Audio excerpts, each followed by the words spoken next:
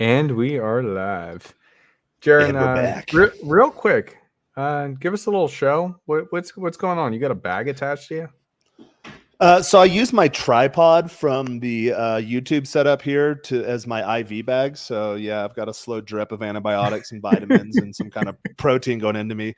Everything was a disaster last night. Like they put the bandages on wrong. The AC was out in the hospital, so I went in the operating room just sweating bullets.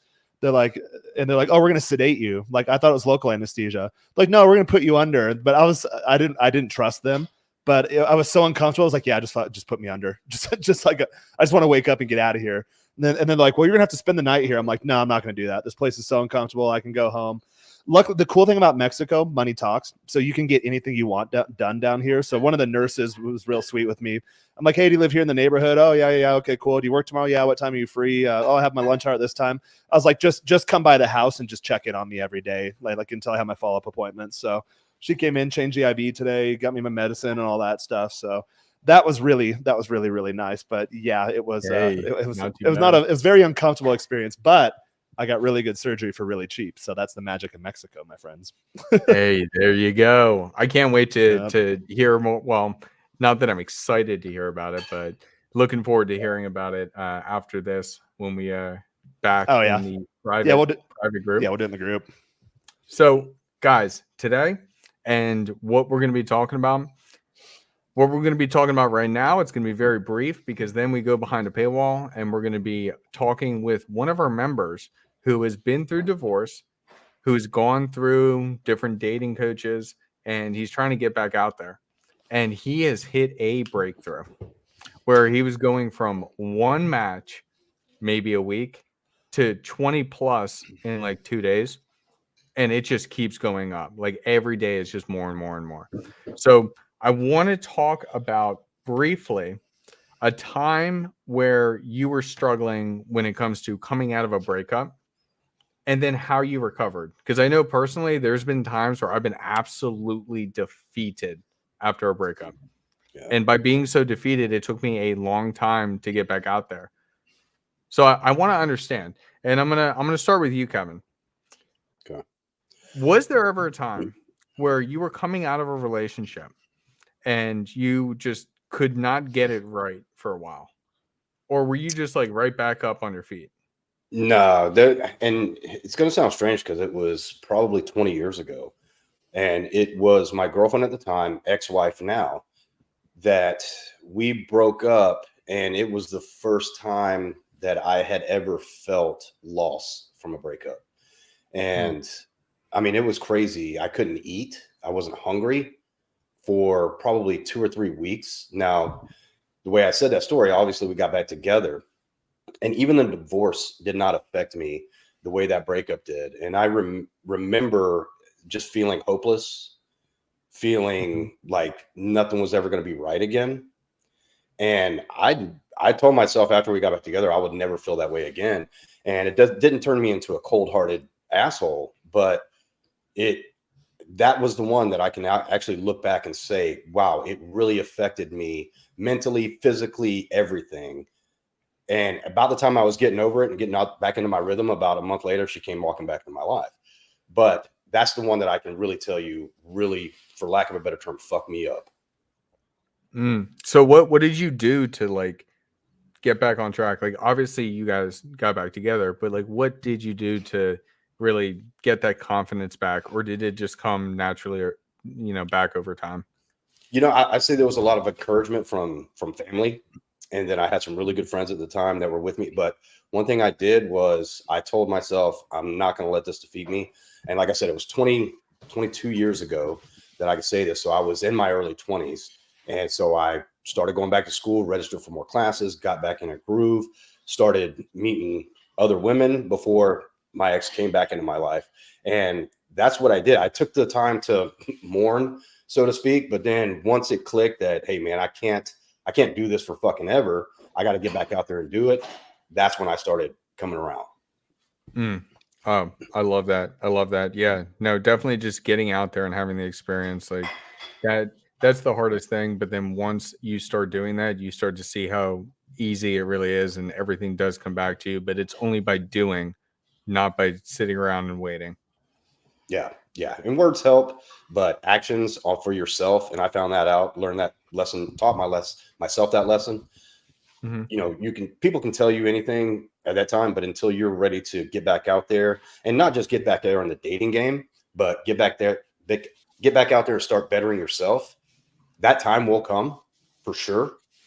But Mhm. until that time happens and you click it with yourself and start making those changes, that's when it will happen. Absolutely. 100% agree with you.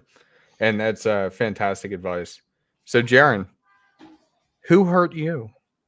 I know I was going to put that comment up. Spartan, how you doing, man? I haven't seen you around for a while, so nice to see a familiar face or avatar or name out here. Just got a 3-year relationship. Oh, good. Well, this should be an apropos topic to you. So I have a couple instances that come to my head. I'll think of the one probably most recent. Like I technically haven't had a girlfriend like 7 or 8 years now, but I've got a little cute one sitting here next to me. Definitely better relationships now than I ever had when I did the 2-way monogamy thing, and there's a reason for that evolution because at one point. I did really well with chicks in college or whatever. I was kind of a fat kid in high school, so I had a high school sweetheart. She cheated on me right when I was in college. So after college, ran through them, had a good time in my 20s. Tried to do that. A lot of guys do this, the serial monogamy thing. It's like, oh, I have a good corporate job. It's time to settle down now. Have the wife, the white picket fence, the 2 cars in the garage, 2.5 kids, dogs, whatever. So I wanted to go down that route. Didn't realize at the time that in the modern world that doesn't necessarily always work. It still can work. We know plenty of guys that do that. I know Huds that you're in that camp. I think if I want to do that now, I now have the experience and the know how to do that and have it be successful. But at the time I didn't. So ended up kind of fast track marrying a girl. Ended up she was cheating on me the entire time. Kind of broke my heart. But for me, that was a real kick in the ass to start getting my shit together, to get back to the point where like, all right, I want to be the man like I was in college. So that was roughly, I was 27, 28 years old. Oh, I just turned 37 yesterday. So I'm like 10 years ago. It's been 10 years Hey, since happy birthday. Yeah, it's been 10 years since I've been in quote a relationship, although I have fantastic relationships here, but as mainstream understands relationships. So coming out of that experience, really kind of fell flat on my face. But in hindsight, I'm always glad it happened. That college girlfriend, I'm glad that happened too, because then I went on a run afterwards. You do start leveling up. You realize that you start making life about yourself. You don't put other people first, because when you do so, it doesn't work out for you. So the last one, to be honest, it took me a while to get over. I think I heard one time, what's the rule? It's like the time to get over the girl is half of the time you spent together or something like that. So within a few months of the divorce being finalized, I felt like I was over her. I didn't think of her anymore, but still there's that emotional weight that emotional baggage I had to overcome. So I'd say that took about a year and a half or so. And then that brought me right in coming to my 30s.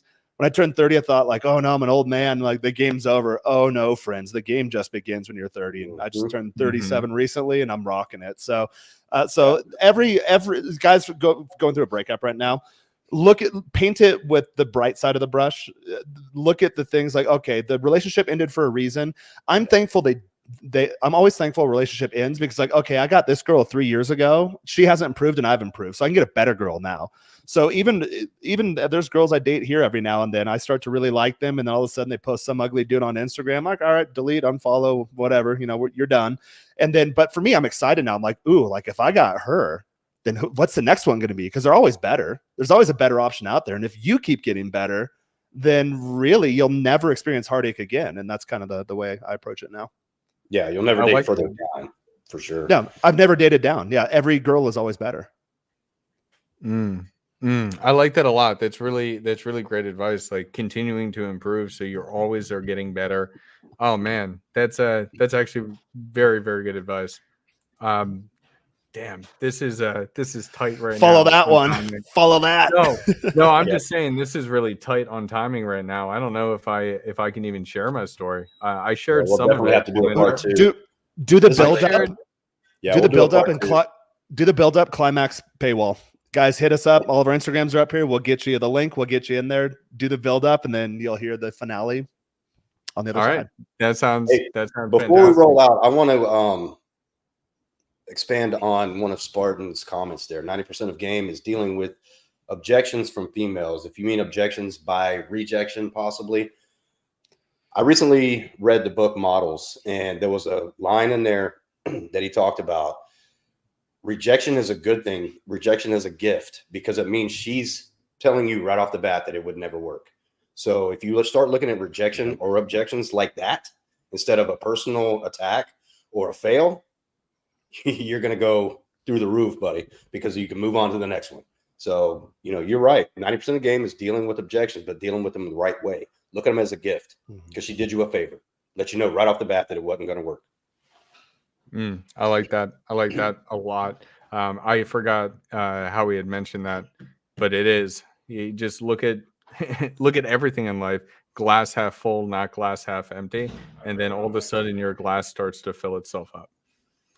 So, TLDR, because we got to jump right now. I was in a relationship where my buddy at the time, his girlfriend, they broke up. I fell for the temptress. I fell for the temptress, and after falling for the temptress, we dated for a while. I ended up moving states, paying for everything, continuing to go on with the whole thing, and just putting myself in anxiety and problems. And then I got arrested.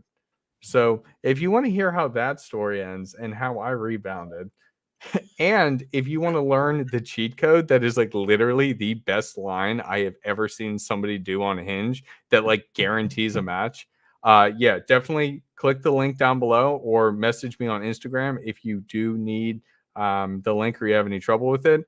We need to go hop over there because this is going to be a very fun discussion. Until next time, have a good one, guys.